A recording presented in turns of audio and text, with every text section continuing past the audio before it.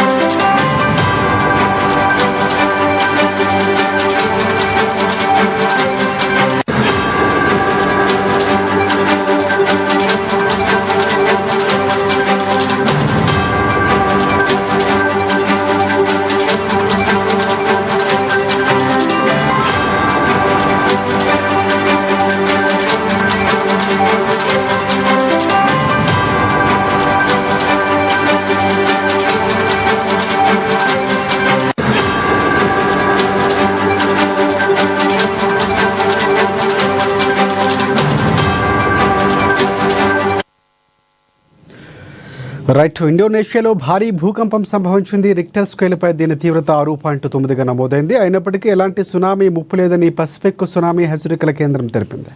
మరోవైపు ఈ భూకంపం సమయంలో ప్రజలు తమ ఇంటి నుంచి పరుగులు తీశారు. ఈ భూకంప కేంద్రం త్వాల్ నగరానికి పశ్చిమాన 177 కిలోమీటర్ల దూరంలో, భూమికి 98 కిలోమీటర్ల లోతులో ఉన్నట్లు గుర్తించారు.